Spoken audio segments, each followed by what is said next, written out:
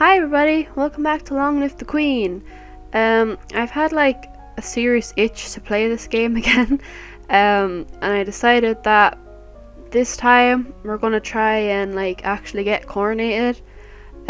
So I'm following a guide online. Apparently a lot of people do this because it's like really hard to get to the end, and I want to see what happens. I've never seen it. So as you can see, we're on week 14 right now. I decided to like skip the first few weeks just because it's always like the same. Like, we got attacked by the snake, the guy gave us the necklace and we're betrothed to him. That other guy came up and we had to like pretend that we were allied with Talassi or whatever. We killed that girl that like committed the crime and stuff.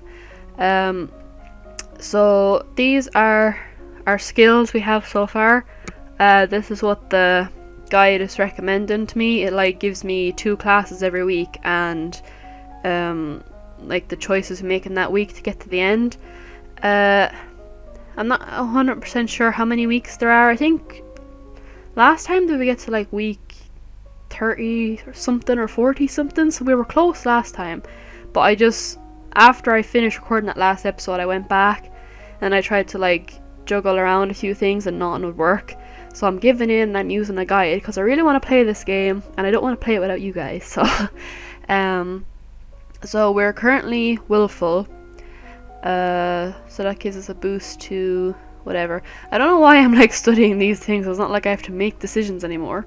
So it's week 14. So I'm using the guide on like the Long Live the Queen wiki. So if this doesn't work, I don't know what'll work. Okay, so week 14 we have to do wield magic twice.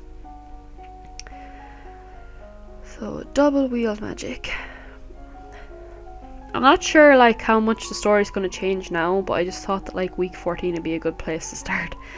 You'll learn to summon a small glowing light which can then move around independently. You learn how to cast rays of white light which can banish shadows and blind your opponents. You learn to create tiny discs of solid light which can fly through the air and cut into targets. Oh, we got another new outfit, yay! It's probably the Lumen one. As you're walking one day in the gardens, you hear a strange sound. I look up to see an owl flying overhead. A single dry leaf flutters in its talons. Okay, just fail everything. That's funny, I thought owls were nocturnal. I guess I was wrong. When you return to the castle, your father is waiting for you. There's a woman here to see you. She wishes crown funding for her project. Thank you for seeing me, Your Royal Highness. I come to you on behalf of the people. I wish to build a hospital where any citizen afflicted with disease can be brought for treatment. Putting all the sick people together, wouldn't that make them die even faster? We are not interested. Okay, and now we have to attend a service. I hope you guys don't mind that I'm using a guide, but I'd assume like anyone who had any interest in this series the last time wants to see the ending as well. Because I actually really like playing this game, but I've played it like a couple of times in my spare time since I did my series, and I played it before that as well. And like, I'm just so sick of it at this stage. I just want to see the ending, damn it. So double sense magic this week. You close your eyes and call out when you detect your mentor casting a silent spell beside you. You learn to detect ongoing enchantments such as blessed weapons that can do magical damage. You learn to tell the difference between different kinds of magical signatures so that you can tell roughly what spell you detect is meant to achieve.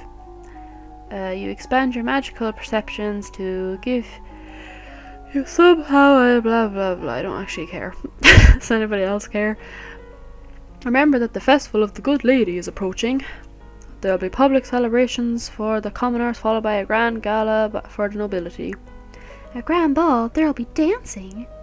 As queen, you would be expected to lead the procession and take part in the ceremonial planting, possibly give a speech. However, since you are not yet crowned, it's not required, and it may not be safe to expose you to the public. What do you mean, not safe? Outside of the castle, you are less well protected. If anyone means you harm, think on it now, decide later. Will the Duke of Sedna attend the gala? This is the guy we're like betrothed to.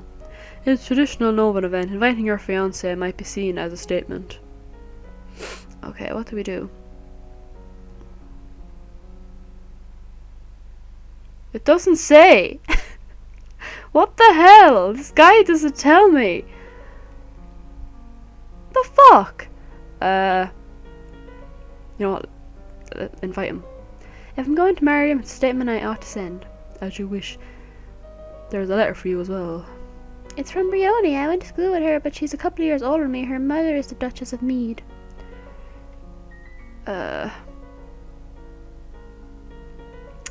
She's complaining that her mother still won't let me, blah blah blah. I think we already seen this last time, like her uncle's going crazy and stuff. Okay, so now we're going to visit the treasury for some reason. Visit the Royal Treasury and check your available funds. You have 9,996 gold lassie and 84 silver telassie. Okay, week 16. Resist magic twice. But yeah, as I was saying, like, I really like this game. It's really fun. But like, all of the reading out loud really annoys me because I always stumble over my words.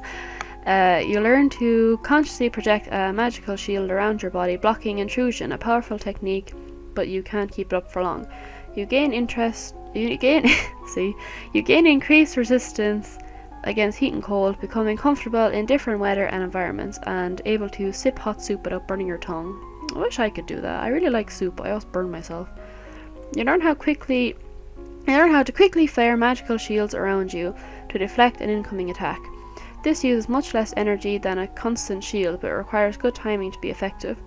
You learn how to maintain a low-level deflection field so that magical attacks not directly targeted at you will slide harmlessly aside. This doesn't need much power, so you can keep it up for much longer periods of time. Cool. Today is procession and planting for the Festival of the Good Lady. Would you be leading the parade? If you have any concerns about your safety, please stay here. The people will recover from disappointment. If we lose you, there is no recovery. And this says that we should rather not go. No, I guess I'd rather stay here. You watch the procession from your tower window, feeling safe but lonely. Suddenly you hear someone moving around inside your room. You turn in surprise, but it's only the maid. My lady? Should you not be in the procession? Skipping a major festival. Is everyone wondering about me? And then we confess our fears.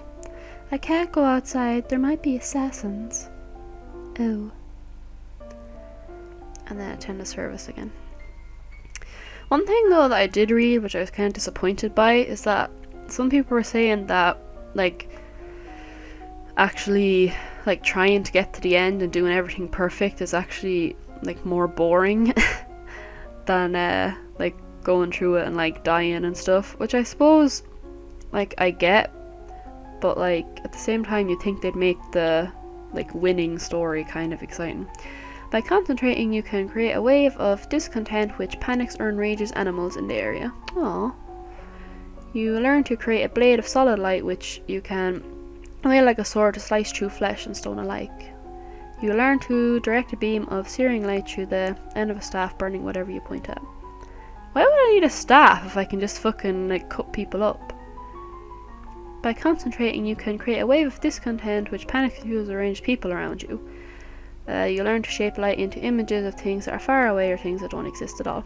Cool. Look how high we are. Are you ready for the grand ball? All the nobles in the domain are here to see you, to see their queen.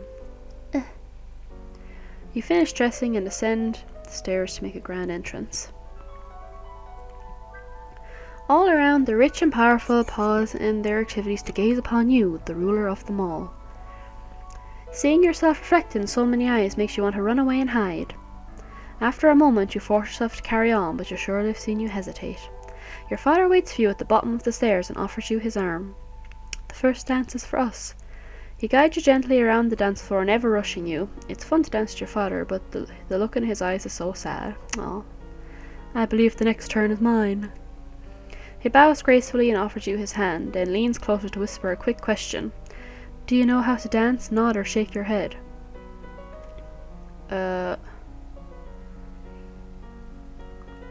There's no thing for this either. Shake my head, I guess. You shake your head slightly, your hair swaying. Watch me, I'll go slowly. Dancing with a real partner feels quite different from dancing with your father, especially when the man in front of you is the one you have agreed to marry. His touch is gentle, his every move carefully signalled to be sure that you don't miss a beat. Is this what your marriage will be like? God, this is so anime. Between the dances, there is time for the guests to mingle, chat, and sample tiny bites of exquisite food. During the lull in the music, Banyan, the Duke of Marie, taps an elegant fingernail against a wine glass, letting the clear note ring out throughout the room. If I might have your attention. This is the guy that starts shit with me, isn't it? I believe we should offer our compliments to our lovely hostess. Her words of wisdom guide us to our difficulties. Everyone applauds politely. As the gala continues, you take the opportunity to observe nobles that you rarely see. There's Gwenelle, for instance, the young lady of Sudbury, only months older than you and due to finally inherit control of her duchy soon. Or Adele, the youngest daughter of the Duchess of Lilia and a fierce sportswoman. She was a few years ahead of you in school and the absolute terror of the ball fields. Ha. No Brion. I just don't know how. Is it Brioni or Brioni? Whatever, Brioni. She said her parents were leaving her stuck at school for this season. Her parents are here, dancing together, the Duke consort clutching his Duchess possessively tight. Strange there's no sign of your cousins, though. Shouldn't they be here? Your aunt and uncle are here, of course. It would be scandalous if they hadn't come, Merva being so close by. There's something itching at your senses, something familiar. Then it hits you. Aunt Lucille is a lumen!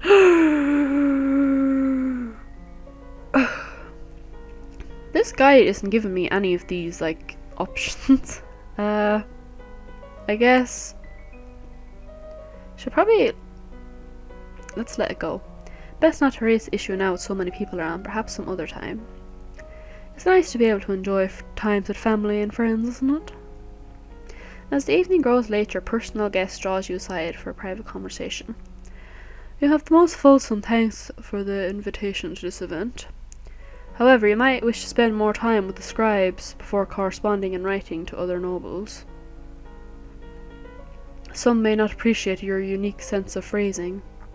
I sounded like an idiot. Me, 90% of the time. It is always the greatest of pleasures for me to be in your presence. I look forward to the day when we'll no longer have to part. Well, I guess.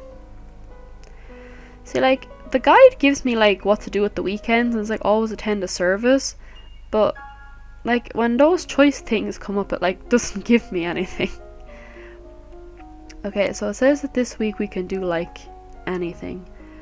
So what are our skills? I have to make decisions. I'm not ready for this. Whoa, look at this. Whoa. I should probably, the court manners is coming up a lot. So maybe we should, do, double court manners or something. Because it says Annie, so... Where is it? Conversation. Double court manners. Here. I don't think I have an outfit for this, so we'll just go with the one we have. As the person of highest rank within the domain, no one may sit at any formal event unless you give them permission, and no one must ever turn their back on you. If they do, you are intended to recognize the insult. You study rules for formal dining, including the proper utensils for different dishes. As queen, no one will comment on your mistakes, but they will notice them. I have a really bad cold. I can't stop snuffling. You wander downstairs to visit your father and talk about the latest events in the domain. You're moving with such enthusiasm that you don't realize your father isn't alone until it's too late to avoid him and his companion, this bitch. You are too kind, Jocelyn. Countess Siren, not a member of your circle. She's a bit more than a decade your senior, far too old to have ever been your friend, and yet not at all old as noble women go. She has 2 minor titles, no husband, and your father's arm in her grasp. How dare she make a move on your father? And then we're to shame her. You meet her eyes and imagine your mother's disapproving presence behind you. She notices your stare, but only smiles at you ever so sweetly. Darling Elodie, I hope you've been well. Fine. Perhaps we'll be seeing much more of each other in the future. She gives a little wave and exits. Once she's gone, you raise an eyebrow at your father. This is the path that you have set us on. What do you mean? Your acts have made everyone think about preparations for the future. Calories needs an heir. My brother, your uncle Armand, is looking for a wife. As well, one of us at least must produce more children. But, Mama... Nothing can ever replace your mother. But we all have to do things that we don't want to do. You should be careful how you deal with people like Siren. You need the goodwill of your nobles as well as your commoners. There haven't been any problems so far. Me. As queen, you must be aware of everything around you. I am paying attention to what's around me. Elodie.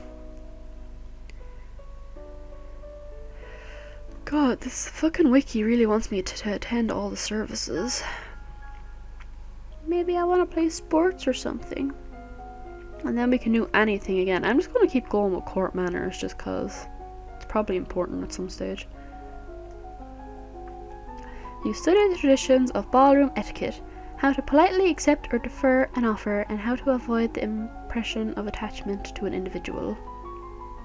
You memorize the correct title for every servant in the castle. Treating servants with respect ensures good service. Yay, 50. Now we have to do the other ones. Yay! It is time of the year to decide any necessary adjustments to the royal budget. The majority of the money we receive is already spoken for, but there is always some room for discretion. And we pass something based on the records and notes of your current expenditures. Sorry, I was like drifting my eyes over to the wiki. If you maintain blah blah blah, I don't care. They want us to maintain it anyway. Any little trade disruption shouldn't be more than a few hundred lasses sorted out, at least temporarily. And this says keep them the same. I think they're fine as they are. As you wish. Why does he not do anything? Like, what world is this set in? Because it's not normally like the king who has to do all the shit. And then attend another service. Okay, so we did like, what, 6 weeks there? So I'm going to leave this episode here because I don't want it to drag on too long. There should be a couple of more episodes. Hopefully we'll get to the end. Thanks for watching this. I hope you're happy to see this series return for a bit. And I will see you next time. Bye!